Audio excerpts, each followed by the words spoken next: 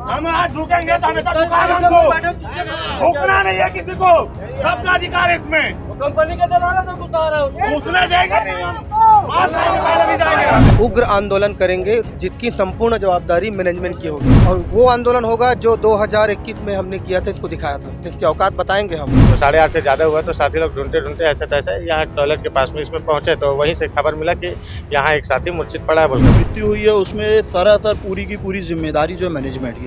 ये उसके सामने हम लोग कीड़े मकोड़े हैं, ऐसा उनका रवैया है। जो कलेक्टर हेड आए हैं बाहर से, अवस्था में था वो साथी, जहाँ पे वो पैनल से चिपका हुआ मिला। जब आपको पता है कि वहाँ पे खतरा है तो वहाँ खतरे की निशानी आप लगाओ। वहाँ पे एक कंडीशन ऐसा है कि सारे पैनल वहाँ पे खुले हुए हैं। ये जब से आए हैं तब से खाली मैनेजमेंट मजदूरों का शोषण कर रहे हैं और कुछ नहीं। मगर आज हमें ये दुख हो रहा है कि इस कंपनी के तरफ से कोई भी ऐसा व्यक्ति आगे बात नहीं कर रहा है। यहाँ लगभग 250 मजदूर बाहरी हैं, उनको ज़्यादा लाभ मिल रहा है। पैसा लगा सकते हैं, जमीन ला सकते हैं, काम ला सकते हैं, मगर काम नहीं कर सकते। काम ये मजदूर करेंगे।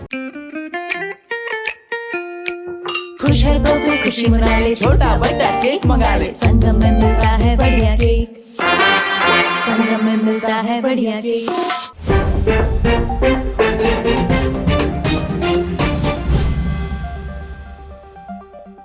आज हम जामुल सीमेंट वर्क्स के सामने खड़े हैं। यहाँ पर एक दुर्घटना हो गई है जिसमें आबिद नाम का एक आदमी जिसकी मौत हो गई, ऐसा बताया जा रहा है। शव को मरसुरी के लिए भेज दिया गया है। मजदूरों में बहुत ज़्यादा आक्रोश है, वे उचित मुआवजा की मांग को लेकर यहाँ गेट के ऊपर में डटे हुए हैं।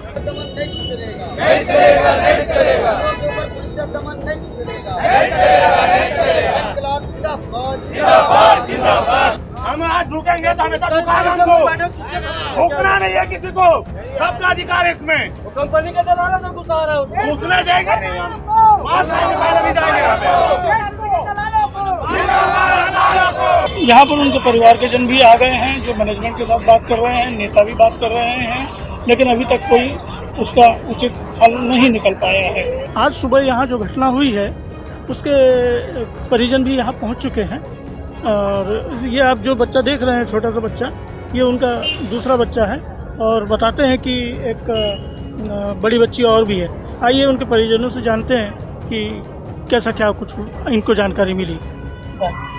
हमें जानकारी मिली कि दुर्घटना कुछ ऐसा हो गया है एक्टिंग, तो उसको चलते मैं भी एक्चुअल में क्या है उनके मोदी साहब उनका लड़का हूँ, तो मुझे खबर मिली कि कुछ ऐसा दुर्घटना हो गया है जिससे वो दिलक गए हैं। तो उसको चलते उसको सुनते हुए मैंने रायपुर से निकल यहाँ आया। तो अब ये मुआवजे की मांग हुई है, अब पता नहीं अब वर्कर जो है यहाँ के मीठी वाले, उनका काम चल ही रहा है जो भी है। अब उनके तरफ से जो क्या है तो पता ही चल रहा है, जैसे वो आगे क्या है कोशिश कर। हाँ, आप अंदर गए थे ना? जी मैं नहीं गया। अच्छा अच्छा। मैं बाहर में इधर गेट के बाहर में खड़ा हुआ था, काफी टाइम से इंतजार कर रहा। घर वालों को, फैमिली मेंबर को जाने नहीं दे अंदर। हमारे साथ में यहाँ पे कुछ मजदूर साथी खड़े हैं जो उनसे जानने की कोशिश करते हैं कि क्या कुछ घटना हुई थी। 8:30 बजे का ड्यूटी था मेरा, तो हम ड्यूटी पर आए थे, और ड्यूटी पे आए तो वही नाश्ता वास्ता करते 8:20 का कुछ समय था, तो साथी लोगों का फ़ोन आया हमारे पास में कि हमारे जो हाफिज साथी है वो वहाँ पे नाश्ता लेने पहुँचा होगा, तो उसको हमें बताना कि, क्योंकि वो फ़ोन नहीं रखा था बोलकर। तो वहाँ पे हाफिज साथी को ढूंढे तो वहाँ पे नहीं मिला वो, तो नहीं मिला तो हम लोग अपने साइड बॉल मिल गए। बॉल मिल में एलोकेशन हुआ, तो उसके बाद में इधर उधर जब हम लोग गए वहाँ पर, तो साथियों को बताया कि साथी नहीं मिला मुझे बोलकर। तो साथी ठीक है हम ढूंढ रहे बोलकर वो साथी ढूंढते ढूंढते बॉल मिल की तरफ फिर गए उन लोग, क्योंकि वहाँ पे बॉल मिल पे होता है उनका एलोकेशन।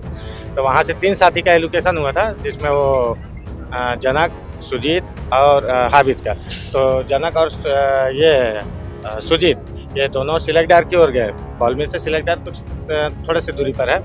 तो ऐसा होता है कि वहाँ पे सामने पे ही जैसे टॉयलेट बाथरूम है, तो वहाँ पे रुकते हैं हम लोग कोई भी रहता है साथी, जब भी उस रास्ते से क्रॉस करता है, टॉयलेट लग रहा है, बाथरूम लग रहा है, तो रुक कर वहाँ पे जाते हैं टॉयलेट बाथरूम करके। तो ये साथी लोगों को लगा होगा शायद वहाँ पे अपना रुका होगा बोलकर। फिर थोड़ा देर हुआ तो नहीं आया, तो साथी लोग सोचे नाश्ते के लिए गया होगा, क्योंकि 7:40 को नाश्ते का समय रहता है कि ये जस्ट बगल में कैंटीन है, तो वहाँ पे गया होगा बोलकर। लेकिन वो लोग नहीं आए, तो थोड़ा सा उनको लगा कि साथी नहीं आ रहा बोलकर, तो उसको ढूंढने ढांढने लगे। तो 8:30 से ज़्यादा हुआ तो साथी लोग ढूंढते ढूंढते ऐसे तैसे यहाँ टॉयलेट के पास में इसमें पहुँचे, तो वहीं से खबर मिला कि यहाँ एक साथी मूर्छित पड़ा है बोलकर। तो जाकर देखे तो वो हावी साथी उसमें था। इतना ही जानकारी है, क्योंकि वो जो अवस्था में था वो साथी जहाँ पे, वो पैनल से चिपका हुआ मिला। तो पैनल से चिपका हुआ था, तो वहाँ पे एक कंडीशन ऐसा है कि सारे पैनल वहाँ पे खुले हुए हैं। वहाँ पे सेफ्टी प्रिकॉशन बोला जाए तो बिल्कुल कुछ भी नहीं था। अचानक अगर मैं भी जाता हूँ वहाँ पे अचानक, तो अगर मैं भी जाता हूँ, अगर चलते फिरते अगर जैसे मैं अपड़ जाता हूँ, छोटा सा ही हिस्सा ही है, छोटा हिस्सा है, लेकिन अगर मैं भी अपड़ जाता हूँ तो अपट के जैसे गिरते हैं ना हम लोग, तो मेरा भी हाथ सीधा उस पैनल पे ही जाएगा इस तरह से। मतलब वो खुला है, खुला मतलब वो डेंजरस है। वो उसी पे ही अपना देखा मैंने कि वहाँ पे सब वीडियो बना रहे थे, लेकिन वहाँ पे बॉडी का जो स्मेल था जला हुआ, तो मैं थोड़ा बर्दाश्त नहीं कर सका, मेरा थोड़ा गला जाम हो गया, तो मैं पीछे आया, मैं पूरा बॉडी को देख नहीं पाया मैं। तो वहाँ से फिर आए साथी लोग और इसमें एम्बुलेंस वगैरह, फिर उसके बॉडी को उठाकर सीधा वहाँ हॉस्पिटल लेकर गए हैं। इतना ही है। मतलब वहाँ पर सुरक्षा की कोई व्यवस्था नहीं? नहीं, वहाँ बिल्कुल नहीं है। बस ये है कि वो टॉयलेट से लगा हुआ वो जगह है, तो यहाँ पे इसी का ये मैनेजमेंट का कहना है कि साथी वहाँ क्या करने गया था बोलकर, लेकिन वो टॉयलेट से लगा हुआ है। हो सकता है वो अपना सामान वामान रखता रहा होगा, हैंड ग्लोव्स है, पाना है, कुछ भी चीज़ें हम लोग ऐसे ही रख देते हैं कहीं भी, ताकि वो दोबारा हमको वहाँ से मिल जाए सेफली जगह देखकर। क्योंकि साइड में कभी कभी काम ऐसा हो जाता है जब टाइम आउट हो जाता है हमारा, तो फिर कहाँ साइड में जाएंगे, कहाँ रखेंगे, तो छुपा देते हैं कोने काने में।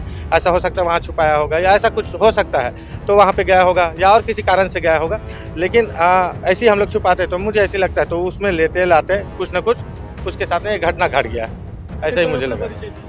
मेरा नाम भुवन साहू है और मैं PCSS का अभी प्रतिनिधि हूँ, छत्तीसगढ़ मुक्ति मोर्चा का। चाहते अपन यही है कि भाई उनके परिवार को एक उचित मुआवजा मिले, है ना। जैसे अभी कोयला घोटाला वाला जो केस हुआ था, है ना, उनको 2 करोड़ 40 लाख करीब पैसा दिया गया, ठीक है। तो ये हमारा मजदूर साथी है, वो मैनेजमेंट का था, तो उनको उनका उतना राशि दिया गया। तो हमने अपने हिसाब से मजदूर साथी के हिसाब से और बच्चों के भविष्य के लिए, उनके परिवार के भविष्य के लिए हमने डिमांड रखा है कि दोनों बच्चों को 40 लाख रुपया और पिताजी को 20 लाख रुपए, बच्चों का स्वास्थ्य सुविधा और शिक्षा, और मिसेज को रोजगार, इतना ही अपन रखेंगे करके बोले। अभी वो सुना नहीं है। उनका रवैया देख के लग रहा है कि क्या बताएं कि मजदूर हम जो यहाँ काम कर रहे हैं, ये उसके सामने हम लोग कीड़े मकोड़े हैं, ऐसा उनका रवैया है। जो कलेक्टर हेड आए हैं बाहर से, उनका साफ कहना है कि मैं जामुन को अच्छे तरीके से जानता हूँ। हमने कहा कि भाई हमने लिखित में दिया है जामुन के प्रॉब्लम के बारे में, जिसमें सेफ्टी भी आता है ना, सेफ्टी भी आता है। बहुत सारे ऐसे पॉइंट हैं जिस पे हमने लिखित में दिया है कि इसको आप लीगली तौर से नज़रअंदाज ना कीजिए, जल्दी करवाइए काम को। यहाँ मजदूरों को खाना खाने के लिए जगह नहीं है, रेस्ट हॉल नहीं है ना। ये बदबूदार प्लांट के अंदर ला के रखा है FR के नाम पर, हमें जहर परोसा जा रहा है, ठीक है। पिछले 4 साल से लगभग 250 मजदूरों को स्वास्थ्य सुविधा नहीं दिया जा रहा है। लॉ जो कहता है 21,000 से जिसका पेमेंट ऊपर हो जा रहा है, उसका जो कर गया ये तय, तो वो 250 मजदूर करीब हैं जो उस कैटेगरी में चले गए 21,000 पेमेंट के ऊपर। तो उनको नहीं स्वास्थ्य सुविधा दी जा रहा है, नहीं कोई दवाई वाई, कोई कुछ नहीं, ठीक है। अपन बोलते हैं कि यहाँ पर वो डस्ट खाने से सिलिकोसिस की बीमारी होती है, जिससे बदन का घटना हो जाता है, वजन कम होता है, भूख नहीं लगता है। ये सब का इलाज जो है सालाना एक बार सरकार की तरफ से होता है, उस पर भी ध्यान नहीं दिया जा रहा है। इतनी गैर जिम्मेदारना यहाँ की मैनेजमेंट जब से आई है ना, धर्मेश शर्मा, ये जब से आए हैं तब से खाली मैनेजमेंट मजदूरों का शोषण कर रहे हैं और कुछ नहीं है, मिलना जुलना कुछ नहीं है मजदूरों को। ऊपर से यहाँ लगभग 250 मजदूर बाहरी हैं, उनको ज़्यादा लाभ मिल रहा है, उनको क्वार्टर सुविधा दिया जा रहा है, उनको सब चीज़ सुविधा दिया जा रहा है। लेकिन हमारे मजदूरों को इमरजेंसी में अगर क्वार्टर सुविधा मांगना हो, है ना, तो उनको ठेंगा दिखाया जाता है, बोला जाता है कि हम इसको तोड़ेंगे, कॉलोनी को हम नहीं दे सकते, ये है वो है, बहुत सारा प्रॉब्लम जो मतलब टोटली किसी चारों तरफ से अगर आप घुमा के देखोगे ना, तो नुकसान जो है टोटल मजदूर का ही है, फ़ायदा उनको हो रहा है। आज जो स्थिति जो बनी है ना, कि हमें ये गेट पर खड़ा होना पड़ रहा है, क्यों बताइए ना, मतलब कि ये मजदूर उनका नहीं है। अगर मान लीजिए आप लोगों ने जो डिमांड रखी है वो अगर ये लोग पूरा नहीं करते हैं तो आप लोग क्या करेंगे? हम उग्र आंदोलन करेंगे, जिसकी संपूर्ण जवाबदारी मैनेजमेंट की होगी। उग्र आंदोलन होगा, और वो आंदोलन होगा जो 2021 में हमने किया था, इसको दिखाया था। एक बार फिर हम करेंगे, हम कोई तोड़ फोड़ करने वाले नहीं हैं। हम नियोगी जी के सिपाही हैं, नियोगी जी के बताए हुए बनाए हुए रास्ते पे चलते हैं। ठीक है, जो उन्होंने छत्तीसगढ़ को दिखाया रास्ता, हम उसी रास्ते पे चलते हैं और उसी तरीके से हम 2021 में जो किए थे, 2021 में हम फिर से एक बार करेंगे। जो 36 घंटे का आंदोलन था, जिस पर कोरोना काल में ना, वो कोरोना काल में हमने इसको दिखाया था। इसकी औकात बताएंगे हम कि हम मजदूर जो मेहनत करके तुमको दे रहे हैं, उससे कुछ हम लेना चाहते हैं। जिस पर आप आनाकानी कर रहे हो, उसको हम बताएंगे टाइम आने पर। मैं रमज़ान खान, हुसैन सेना जिला अध्यक्ष, और मैं यहाँ पे जो आया हूँ, एक मज़दूर की जो अभी मृत्यु हुई है उसी के लिए आया हूँ। और यहाँ पे आने के बाद पता चला कि इसमें जो मृत्यु हुई है उसमें सरासर पूरी की पूरी जिम्मेदारी जो है मैनेजमेंट की, क्योंकि यहाँ पे सुरक्षा की कोई जिम्मेदारी नहीं है, यहाँ पे सुरक्षा का कोई इंतजाम नहीं है और ना सेफ्टी पर्पस कोई चीज़ें दी जा रही हैं इनको। जब आपको पता है कि वहाँ पे खतरा है तो वहाँ खतरे की निशानी आप लगाओ, वहाँ पे एक अलग से घाट बैठाओ कि यहाँ पे आपकी मृत्यु हो सकती है, क्योंकि यहाँ पे जो भी काम करने आता है वो ऐसे अनाथ नहीं है, उसके भी साथ परिवार है, उसके बाल बच्चे हैं, माँ बाप है, किसी के साथ पूरी जिम्मेदारी है। जैसे आबिद भाई थे, उनके साथ उनके 2 बच्चों की जिम्मेदारी है, उनकी बीवी की जिम्मेदारी है, बूढ़े माता पिता की जिम्मेदारी। एक लौता एक व्यक्ति घर को संभालने वाला, घर के जिम्मेदारियों को पूरा करने वाला सिर्फ एक लौता था वो, और आज वो व्यक्ति भी इस प्लांट में अपनी जान दे चुका है। लोग खून पसीना सब कुछ लगाते, इसने अपनी जान लगा दी, अपनी ज़िंदगी दांव में लगाकर इस प्लांट को आगे बढ़ाने में सबसे बड़ी भूमिका जो होती है किसी भी प्लांट को बढ़ाने में, वो होती है मजदूरों की, और आज उसने साबित कर दिया इस चीज़ को। मगर आज हमें ये दुख हो रहा है कि इस कंपनी के तरफ से कोई भी ऐसा व्यक्ति आगे बात नहीं कर रहा है कि आगे बात करे, उसके परिवार वालों को संबोधित करे, कि उससे बात करके उनकी समस्याओं का निवारण करे। कुछ नहीं करा गया। अभी तक उसकी लाश को वहाँ पर रखा गया है, ले जाके मरचूरी में रख दी गई है, मगर उनके घर वालों को कोई जिम्मेदारी नहीं दी जा रही। उनकी मांग कौन पूरी करे?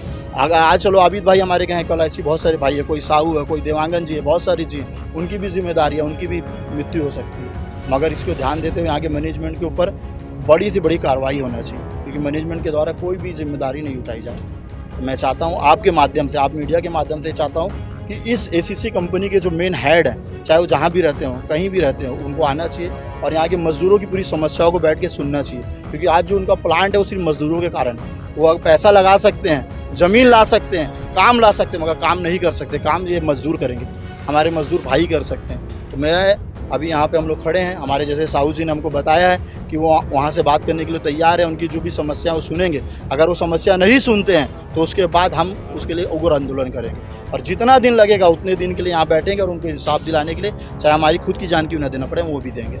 बस इसी के साथ मैं चाहता हूँ कि आप लोग हमारा सपोर्ट करें और यहाँ की जितनी जनता है सब सपोर्ट करें, क्योंकि एक जन के साथ नहीं, ये सबके साथ लगा हुआ। लगता है ये लड़ाई अभी और लंबी चलेगी, धीरे चलेगी। यहाँ पर मजदूरों के खाने पीने के लिए व्यवस्था कर दी गई है, और जो मजदूर अंदर गए हैं वो अंदर ही रह गए, और जो मजदूर बाहर से सेकंड शिफ्ट में जाने वाले थे उनको बाहर ही रोक दिया गया है। यहाँ पर काफ़ी संख्या में मजदूर लोग आकर इकट्ठे हो गए हैं और वो उचित मुआवजा की मांग के लिए यहाँ पर नारेबाजी कर रहे हैं। अब देखना यह है कि प्रबंधन इस विषय पर क्या निर्णय लेता है। स्पर्श मल्टी स्पेशलिटी हॉस्पिटल अब दे रहा है फुल टाइम विशेषज्ञों की देखरेख में सर्वश्रेष्ठ NICU एवं PICU की सुविधा, यानी नवजात एवं बच्चों की गंभीर बीमारियों का इलाज अब आपके अपने शहर में, साथ ही न्यूनतम दर पर हेल्थ पैकेज की सुविधा। स्पर्श मल्टी स्पेशलिटी हॉस्पिटल, एक एहसास अपनेपन का। तीरंदाज।